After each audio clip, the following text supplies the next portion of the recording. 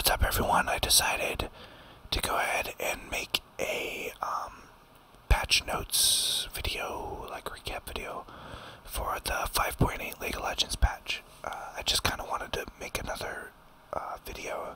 Didn't really have any gameplay I wanted to use, and since the patch notes came out today, I figured I'd go ahead and hit them up and go over them and maybe talk a little bit, just do some reading. Hopefully the whisper reading and stuff like that can be relaxing for you. And hopefully I don't talk too fast, because I feel like I tend to do that.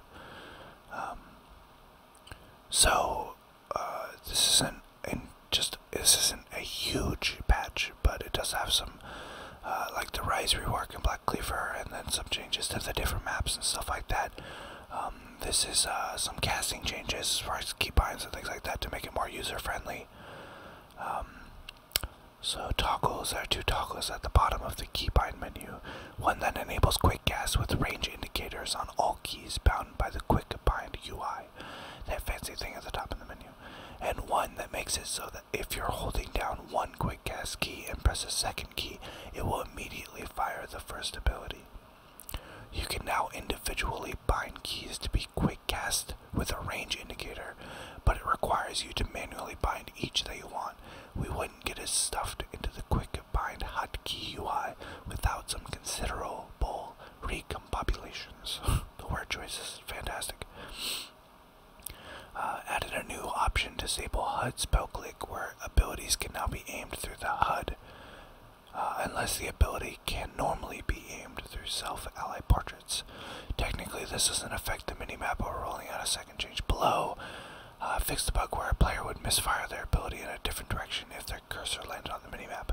This is a good change because that is so annoying. Short range abilities should no longer be affected by having your cursor on the minimap. Here's the Rise updates. So this is probably the biggest thing in this patch.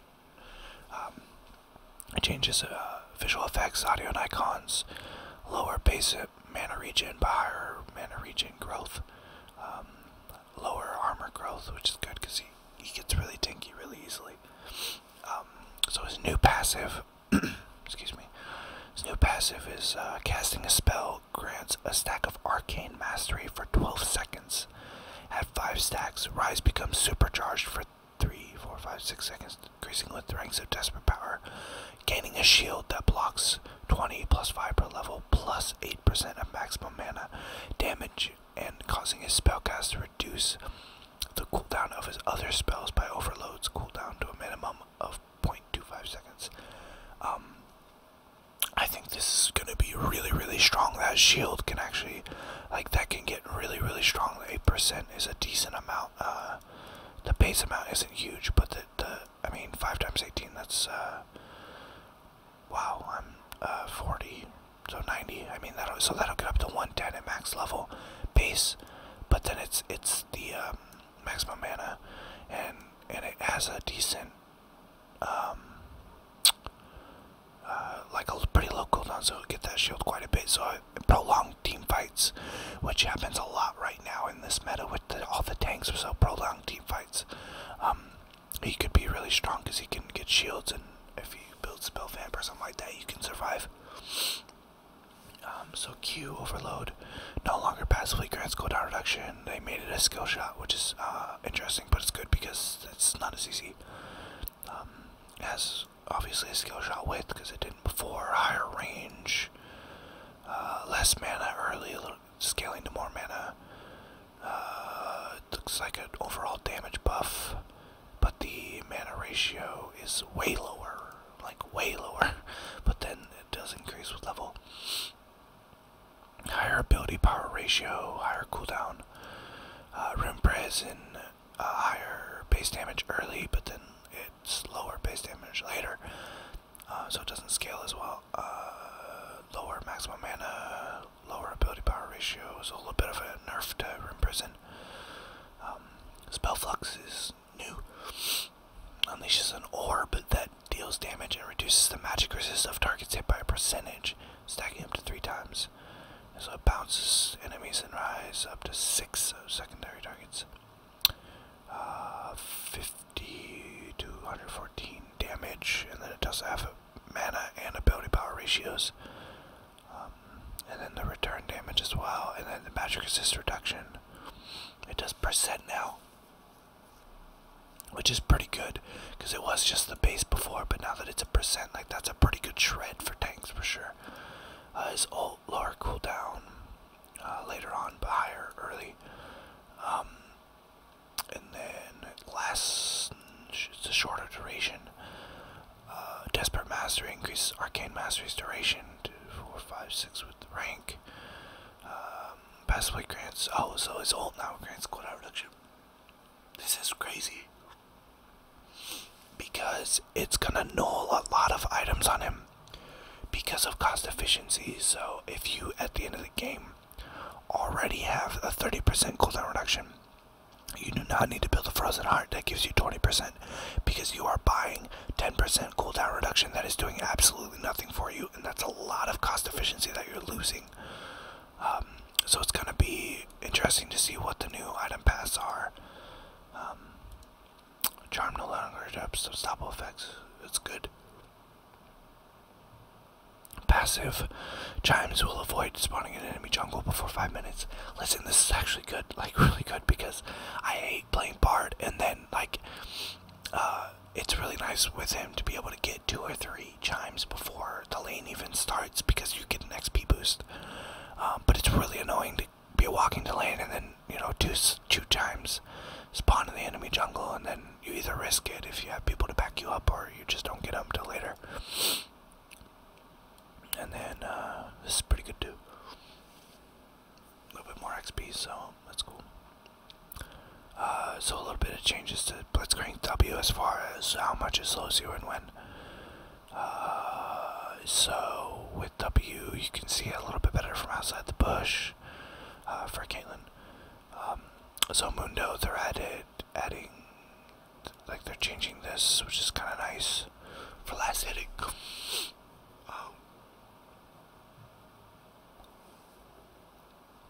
Oh, sorry, I was just yawning. It's kind of late here, but Graves. So they're lowering his Q base damage and attack damage ratio, but they're increasing the amount that it can do per bullet, which is interesting. And then the max damage they're increasing. So the closer they are to you, it's going to do more damage, which is nice, which is what they want, really. They want you to be getting in and then, you know, getting in and bursting them. Jinx, this is really interesting. It's a big time nerf to her point blank rockets, which I think is actually really, really healthy, and it's a great change for her. The only thing that sucks is that right now, bruisers are always in her face, but as far as point blank rockets, like, that could be really annoying to be against the Jinx. Wow, oh my gosh. And then she can just point blank rocket you kind of thing, so. Kha'Zix, heal amount increase early, which is kind of nice for early clears in the jungle. That's the point. Mordekaiser, W targeting. This is so good. Nunu, they're giving him his W so that if you target yourself, it automatically goes to the nearest ally, which is great because there's a lot of Nunus that just put it on themselves automatically, and then they're missing out on giving someone a lot of stats. So, and that's their On My Way beings. It's pretty cool. You can now when you ult with Shen, he places you between his target and the closest visible enemy champion. And then, yeah, I mean that's nice for blocking skill shots, I guess. A little bit of nerfs to Zion's W. Takes longer for you to be able to detonate it, and then it scales instead of just being 10% the whole time. Twitch's hold now, its inhibitors and Nexus. Warwick. Fix a bug where it would take up to 2 seconds to detect low enemies, that's kind of nice. Sarah thoughts it. Hotfix. And then, Yasuo, they're buffing his shield, and then his, the charge rate is gonna scale instead of just being normal. So there's a lot of retextures, which is nice. Lux Oliver's, Nocturne Ravager is another update to it.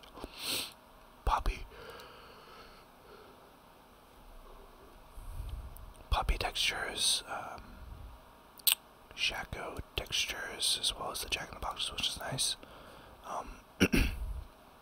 Shyvana textures, which I love because Shyvana's awesome. I don't really understand the Demo shrooms, or the Demo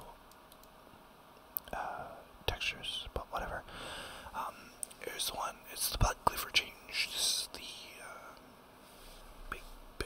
big item change for this patch for sure. So it's really great. Now it builds from Phage, so it gives another option. I can't stop yawning all of a sudden. So it gives another option to build from Phage, which is nice because Phage is a nice early buy for bruisers, and even some ranged carries. But it only built into Triforce since they changed Frozen Mallet. So now it's something else to give it another use, and then Kendo Gem. So no more armor pen, but double the health, which is nice. That's quite. 400 health is a good amount. A little bit lower attack damage, more cooldown reduction, which is nice. Longer armor shred duration and more armor shred. So that's the big thing, is that it shreds armor better and gives more health. So it's gonna be used a lot more. I feel like it's got a better niche now, especially with the new passive as well. So the recurve bow changes. It's 2 daggers and 200 gold now, and it deals 10 physical damage on it, which is interesting. Blade of the Rune King is interesting as well. So you can. This is good, I think, because Blade of the Rune King is really needed right now on almost every 80 carry, because you're a lot of the time gonna end up having to also kite like by yourself and appeal by yourself, because most tanks are to the point where they're diving backlines all the time. So they're changing it a little bit. The overall goal is the same, just different buying pattern. And then the on-hit passive now benefits from lifesteal. So why this is cool is that you can. So the passive that I was talking about is that on every hit that you hit them, you're stealing a percentage of their HP, right? Well, if that now benefits from lifesteal, so then if you're also buying, running lifesteal runes maybe, or just from having the lifesteal from Blade of the Rune King itself, or maybe if you get a Bloodthirster as well or something like that, double lifesteal is really good as well, especially now, because then that damage will also get the percentage benefit. So you say you have 25% lifesteal, that will also then steal another 25% of that percentage damage, so it's pretty nice. Renan's Hurricane added another 10 damage break because of the recurve bow. The combined cost because of the changes to recurve bow. Recurve bow changes, blah blah blah. So they're nerfing Righteous Glory. Still not enough in my opinion. The item's kind of ridiculous. So the Dragon Buff 1, they're changing it just a little bit as far as just the numbers. It's really complicated. I don't even know, whatever. It's just that the skills that scale off AD won't be as buffed by the buff as far as the flat AD will. So I don't know, it's interesting. Howling Abyss surrenders. That's kind of cool. They added the mark and dash for Howling Abyss all the time, which is from the Portal King, which is really cool. Like just constant initiations. Bloodthirst on Howling Abyss, Warmogs on Howling Abyss, Howling Abyss, whatever it is. Temporary random skins for the random champions played by, or sometimes random teammates, as it might be. Skin boosts have been permanently enabled on ARAM. They cost 95 RP and grant you and your teammates a one-time random skin for your randomly selected champion, as well as 100 IP, 200 for you. I guess this is cool if you have just some extra RP and you just don't care to spend anywhere else, and you're just playing with people and ARAM and want to have a skin, I guess. I don't know. Twin Shadows on Howling Abyss, interesting. Moonfire on those. Odin's changes, Friendless, which is kind of cool. Increased friend cap. Players can now see an alert when trying trying to add friends past the friend list cap. Players will not see alert when trying to add friends who themselves are at the friend list cap, which is nice. New skins that'll be coming out next patch. This skin's really cool. I really love the new sand skins. I really like the Skarner one and the Rammus one the most. Another Blood Moon skin, which is cool. I hope they keep coming out with those because I love the theme of the Blood Moon. I have Blood Moon Shin and Akali. This skin right here, I am so stoked for. And it will probably get me playing Jace again. I have Full Metal Jace, but this skin is just like so BA looking. And then this is a pretty neat skin for a 6 as well. And that's all the patch notes for 5.8. And yeah, I think that's pretty much it. I'm not even gonna edit this video. I'm just gonna take the recording and publish it basically. So yeah, I hope you guys enjoy. Feel free to like the video, subscribe, comment, let me know what you think. If I talk too fast or if the audio is bad. Hopefully there wasn't too much background noise. I mean, I think I heard a car once, and I think my brother's watching a movie.